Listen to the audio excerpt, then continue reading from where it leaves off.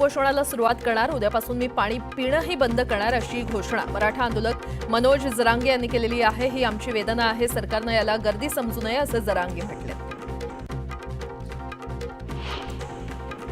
मराठ्यांसाठी OBC मधून आरक्षण घ्यायला मी खंबीर आहे, काय करायचं ते करा, ओबीसीतून आरक्षण घेतल्याशिवाय सोडणार नाही असा इशारा जरांगे यांनी दिलाय। महाराष्ट्रातले सगळे मराठे टप्प्याटप्प्याने मुंबईत येणार, आरक्षण घेतल्याशिवाय मुंबई सोडणार नाही असा ठाम निर्धार जरांगे यांनी व्यक्त केलाय। राज ठाकरे कुचक्या कानाचे असून राज ठाकरे मनाला भुकेलेला माणूस आहे अशी जोरदार टीका जरांगे यांनी केली आहे। फडणवीस घरी चहा पिऊन गेले तरी ठाकरे खुश होतात असं जरांगे म्हटले। लोकसभेला फडणवीसांनी राज ठाकरेंचा गेम केला, राज ठाकरेंच्या मुलाला फडणवीसांनी पाडलं असा हल्लाबोल जरांगे यांनी केला। राज ठाकरे कधी मराठवाड्यात आले का असा प्रश्नही त्यांनी विचारलाय। भाजप नेते चंद्रकांत पाटील यांनी मुंबईतील मराठा आंदोलकांवर टीकास्त्र सोडलंय। आझाद मैदानावर आंदोलनाला परवानगी दिलेली असताना सर्वसामान्य मुंबईकरांना वेठीस धरणं चुकीचं आहे अशी टीका चंद्रकांत पाटील यांनी केली आहे। मराठा समाज जातीनं मागास नाही, मराठा समाजातील व्यक्तींना ओबीसी मधून आरक्षण मिळणं अशक्य आहे। आज वेळ मारून नेण्यासाठी जरी काही मागण्या तशाच मान्य केल्या तरी त्या कायदेशीर दृष्ट्या टिकणाऱ्या नसतील असं चंद्रकांत पाटील यांनी स्पष्ट केलंय। चंद्रकांत पाटलांना काय अक्कल, त्यांनी शांत राहावं, मराठ्यांच्या शिव्या खाऊ नये, यापुढे चंद्रकांत पाटलांनी बोलू नये असा घणाघात जरांगे यांनी केला। चंद्रकांत पाटलांनीच पडताळल्या रोखल्या होत्या असा आरोपही त्यांनी केलाय। दादांना सांगितलं होतं नितेश राणेला आवरा, आता आंदोलन संपू द्या मग नितेश राणेला बघतोच असा इशारा मनोज जरांगे यांनी दिलाय। मराठा समाजाचा इतका गंभीर प्रश्न सुरू असताना एकनाथ शिंदे दरे गावात जाऊन यज्ञ करायला बसले आहेत। लोक प्रश्न विचारतील या भीतीनं त्यांनी स्वतःला कोंडून घेतलंय असा हल्लाबोल संजय राऊत यांनी केलाय। एकनाथ शिंदेंनी शब्द दिल्याप्रमाणे 10% आरक्षण दिल्याचं शालेय शिक्षण मंत्री दादा भुसे यांनी म्हटलंय। जरांगे मुंबईत परत का आले या राज ठाकरेंच्या वक्तव्याला भुसेंनी हे प्रत्युत्तर दिलं, तर आंदोलनाला रसद कोण पुरवतंय हे मुख्यमंत्र्यांना माहिती असल्याचंही भुसे म्हटलंय। मराठा समाजाला न्याय देताना ओबीसी समाजावर अन्याय होता कामा नये ही आमची भूमिका आहे असं उदय सामंत म्हटलंय। ओबीसी मधून मराठा समाजाला आरक्षण देण्याबाबत महाविकास आघाडीच्या नेत्यांनी पत्रक काढावं, दुटप्पी भूमिका का घ्यावी असा सवाल सामंत यांनी केलाय।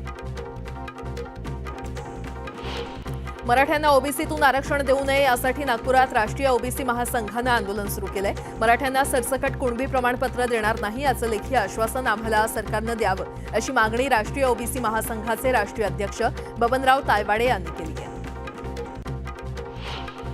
शरद पवार दुपारी 3 वाजता मुंबईकडे रवाना होणार आहेत। शरद पवार मनोज जरांगे यांच्या आंदोलनाला भेट देण्याची शक्यता आहे। उपमुख्यमंत्री अजित पवार तातडीनं मुंबईकडे रवाना झाल्याची माहिती सूत्रांनी दिली आहे। पुण्यातील कार्यक्रम रद्द करून अजित पवार मुंबईकडे रवाना झालेत, त्यामुळे जरांगे यांच्या आंदोलनावर तोडगा काढण्यासाठी सरकारमध्ये हालचाली सुरू असल्याचं दिसून येतंय। आझाद मैदानावर भर पावसात मराठा आंदोलक थिरकले, ताडपत्री डोक्यावर घेऊन आंदोलकांनी उपोषणावर ठाम राहणार असल्याचा निर्धार केला। मनोज जरांगे पाटलांचं आंदोलन तिसऱ्या दिवशी सुरू असून आझाद मैदान परिसरात पाऊस झाला। जोरदार पावसातही जरांगेंचं आंदोलन सुरूच आहे। जरांगेंच्या समर्थनार्थ मराठा बांधवांची घोषणाबाजी सुरू आहे। सीएसएमटी स्थानकाबाहेर मराठा आंदोलकांकडून तुफान जल्लोष करण्यात आला। मराठा आंदोलकांनी स्पीकरच्या आवाजावर ठेका धरला, तर आरक्षण घेतल्याशिवाय माघार नाही असा इशारा आंदोलकांनी दिला। आंदोलनाच्या तिसऱ्या दिवशी मराठा आंदोलकांनी आजही मुंबईतील सीएसएमटी स्थानकात गर्दी केली आहे। मराठा आरक्षणाच्या मागणीसाठी मोठ्या संख्येनं आंदोलक मुंबईमध्ये दाखल झाले। सीएसएमटी स्थानकाबाहेर तिसऱ्या दिवशी देखील मराठा बांधवांची तुफान गर्दी पाहायला मिळते। काही आंदोलकांकडून भर रस्त्यातच अंघोळ केली जात असल्याचं पाहायला मिळतंय। मराठा आरक्षणाच्या मागणीसाठी आझाद मैदानावर मराठा आंदोलक तिसऱ्या दिवशी देखील तळ ठोकून आहेत। हजारोंच्या संख्येनं मराठा आंदोलक मुंबईमध्ये दाखल झाले, मात्र आंदोलकांनी आता सीएसएमटी बाहेरच आंघोळीला सुरुवात केल्यानं रस्त्यांवर घाणीचं साम्राज्य पसरलंय। मनोज जरांगे यांच्या तब्येतीची डॉक्टरांकडून तपासणी करण्यात आली। डॉक्टरांनी आंदोलनस्थळी जाऊन जरांगेंच्या आरोग्याची तपासणी केली।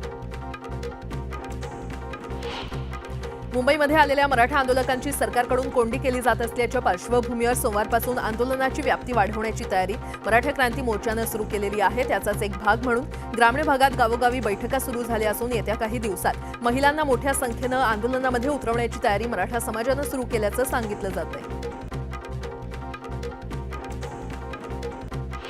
ठाकरे गटाकडून 10,000 आंदोलकांच्या जेवणाची सोय करण्यात आली आहे. आझाद मैदानातील मुंबई मराठी पत्रकार संघाच्या पार्किंगच्या जागेत जेवणाची तयारी करण्यात आली. मराठा आंदोलकांसाठी राज्यभरातील मराठा बांधव सरसावलेले आहेत. मराठा आंदोलकांसाठी राज्यभरातून अन्न पाण्याचा पुरवठा सुरू आहे. सीएसएमटी परिसरात अन्न, पाणी आणि फळांचं वाटप करण्यात आलं. मुंबईमधील आझाद मैदानावर सुरू असलेल्या मराठा आरक्षण आंदोलनासाठी दौंड तालुक्यातील हिंगणी बेर्डी गावामधील गावकरी पुढे सरसावलेले आहेत. गावातून आंदोलनकर्त्यांसाठी भाजी भाकऱ्या पाठवण्यात आल्या. रात्रभर स्वयंपाक करून सकाळी ही शिदोरी मुंबईकडे रवाना करण्यात आली. मराठा बांधवांसाठी विविध संघटनांकडून चहा नाश्त्याची सोय करण्यात आली आहे. 8,000पेक्षा जास्त भाकरी चपात्या आंदोलनस्थळी आणण्यात आल्या. वाशीच्या सिडको एक्झिबिशन सेंटरमध्ये देखील आंदोलकांसाठी नाश्त्याची सोय करण्यात आली. मुंबईत आलेल्या एका मराठा आंदोलकाचा हृदयविकाराच्या झटक्यानं मृत्यू झालाय. अहमदपूर तालुक्यातील टाकळगाव येथील 32 वर्षीय विजय घोगरे यांचा मृत्यू झालाय. दरम्यान घोगरे यांच्या पत्नीला चांगली नोकरी मिळवून देऊ असं आश्वासन जरांगे यांनी दिले. वाशिमच्या कामर गावातून माजी आमदार बच्चू कडूंनी शेतकरी यात्रेला सुरुवात केलेली आहे. शेलू बाजारमध्ये यात्रा येताच नागरिकांनी यात्रेचं जल्लोषात स्वागत केलं. यावेळी कडूंनी बैलगाड्यावरून सभास्थळ गाठलं. दरम्यान मोठ्या संख्येनं नागरिक उपस्थित होते. उपमुख्यमंत्री शिंदे दरेगावच्या दौऱ्यावर आहे. शिंदेंच्या घरी गणपती बाप्पाची स्थापना करण्यात आली आहे. गौरी गणपती निमित्त शिंदे दरेगावी गेल्याची माहिती आहे. ठाकरे गटाचे उपशहर प्रमुख मिथुन व्यास यांचा छत्रपती संभाजीनगर शहरात भाजपमध्ये जाहीर पक्षप्रवेश सोहळा पार पडला. यावेळी खासदार भागवत कराड यांची प्रमुख उपस्थिती होती. ठाकरे सेनेच्या शेकडो पदाधिकारी आणि कार्यकर्त्यांचा भाजपमध्ये प्रवेश करण्यात आला. गेल्या 2 दिवसांपासून उसंत घेतलेल्या पावसानं चिपळूणमध्ये सकाळपासून दमदार हजेरी लावली. आज गौरींचं आगमन होणार असून जणू गौरीच्या स्वागतासाठीच वरुण राजानं हजेरी लावली. जळगावातील गिरणा धरण 92% भरलेलं आहे. दरम्यान तालुक्यातील 22 खेड्यांची मदार असलेलं मन्याड धरण 19 ऑगस्ट रोजीच पूर्ण भरलं असून पर्यटकांसह नदीकाठावरील नागरिकांना सतर्क राहण्याचं आवाहन करण्यात आलं. जळगावच्या चाळीसगाव आणि कळमडू परिसरात मुसळधार पावसानं हजेरी लावलेली आहे. यामुळे नारळी नदीला पूर आल्यानं राजमाने, धामणगाव आणि शिदवाडी मार्ग 4 तासांसाठी बंद झाला होता. दरम्यान पिकांचं नुकसान झाल्यानं शेतकरी चिंतेत सापडले. जळगावच्या भडगाव तालुक्यातील गुढे जुवार्डी परिसरात झालेल्या मुसळधार पावसामुळे लवण नाल्याला पावसाळ्यातील पहिलाच पूर आला. गावातील छोट्या फरशी पुलावरून पाणी वाहत असल्यामुळे 2 तास वाहतूक विस्कळीत झाली होती. रस्त्यावर वाहनांच्या रांगा लागल्याचं पाहायला मिळालं. मराठवाड्यात पावसाचा जोर वाढला. 130 मंडळांमध्ये येणाऱ्या 2,600 गावांना पावसाचा फटका बसला. सलग दुसऱ्या दिवशी अतिवृष्टीनं विभागात दाणादाण उडवून दिल्यानं जनजीवन विस्कळीत झालं. जळगावच्या चोपड्यात पारंपरिक पद्धतीनं गणेश विसर्जनाला सुरुवात झाली आहे. यावेळी लेझिमच्या तालावर गणेश भक्तांनी गणरायाला निरोप दिला. नंदुरबारच्या डामरखेडा परिसरातील गोमाई नदीवरील पुलाचा मार्ग खड्डेमय झालाय. यामुळे वाहनधारकांना नाहक त्रास सहन करावा लागतोय. तातडीनं मार्ग दुरुस्त करण्याची मागणी करण्यात आली. येवल्यात कोथिंबिरीच्या दरात मोठी घसरण झाली आहे. कवडीमोल दर मिळत असल्यानं शेतकरी चिंतेत सापडलाय. दरम्यान एका संतप्त शेतकऱ्यानं 2 एकरावरील पिकावर रोटावेटर फिरवलाय. रत्नागिरी जिल्ह्यातील हर्णे येथे गणेशोत्सवाच्या पार्श्वभूमीवर बटावळे कुटुंबियांनी यंदा एक हृदयस्पर्शी चलचित्र देखावा साकारलाय. समाज प्रबोधनासाठी वेगवेगळे संदेश देणारे देखावे साकारण्याची परंपरा या कुटुंबानं जपलेली आहे. सांगली पोलीस दलात अद्ययावत मोबाईल फॉरेन्सिक व्हॅनचा समावेश करण्यात आलेला आहे. पालकमंत्री चंद्रकांत पाटलांच्या हस्ते व्हॅनचं लोकार्पण करण्यात आलं.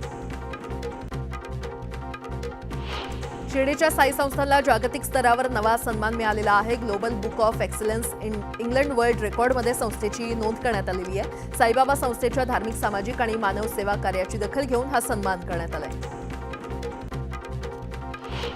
जळगावच्या मंगळग्रह मंदिरात महाविशेष शांती यागाचं आयोजन करण्यात आलं. यामध्ये मोठ्या संख्येनं भाविकांनी सहभाग घेतला. जिल्हाधिकारी आयुष प्रसाद, रविकिरण महाराज आणि खासदार स्मिता वाघ यांनी देखील उपस्थिती लावली. प्रभाकर चौधरी मारहाण प्रकरणात 3 जणांना पोलिसांनी अटक केली आहे. पायी धिंड काढत पोलिसांनी आरोपींना कोर्टात हजर केलं. दरम्यान कोर्टानं तिघांनाही 7 दिवसांची पोलीस कोठडी सुनावली आहे.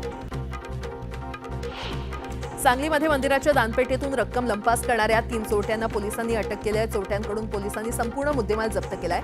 सोहेल गफूर तांबोळी उर्फ टोल्या, आदित्य सुभाष आणि अर्जुन संदीप उर्फ बंब्या असं अटक करण्यात आलेल्यांची नावं आहेत.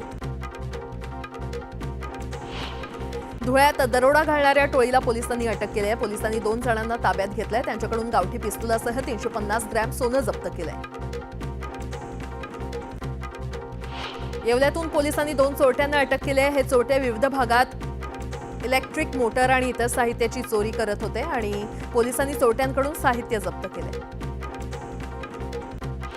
पुण्यात महिलांचे कपडे घालून चोरी करणाऱ्या चोरट्यांवर कारवाई करण्यात आली आहे. यावेळी पोलिसांनी 2 जणांना ताब्यात घेतलं. अमन अजीम शेख आणि मुसा अबू शेख असं अटक करण्यात आलेल्यांची नावं आहेत. जळगावच्या यावलमध्ये दहिगाव मार्गावर 21 वर्षीय तरुणाची हत्या करण्यात आली आहे. 2 संशयितांना पोलिसांनी ताब्यात घेतलंय. पैशाच्या वादातून हत्या केल्याचा अंदाज वर्तवण्यात आला. विरार इमारत दुर्घटनेप्रकरणी 5 जणांना अटक करण्यात आली आहे. या सर्वांना वसई सत्र न्यायालयामध्ये हजर केलं असता 6 दिवसांची पोलीस कोठडी सुनावण्यात आली आहे. अंबरनाथ पूर्वेच्या एका इमारतीमध्ये भीषण आग लागली. गॅलरीमध्ये ठेवलेल्या वॉशिंग मशीनला आग लागल्याची प्राथमिक माहिती आहे. आग लागल्यानंतर तात्काळ या इमारतीमधील रहिवाशांना सुखरूप बाहेर काढण्यात आलं. त्यामुळे मोठी जीवितहानी टळली.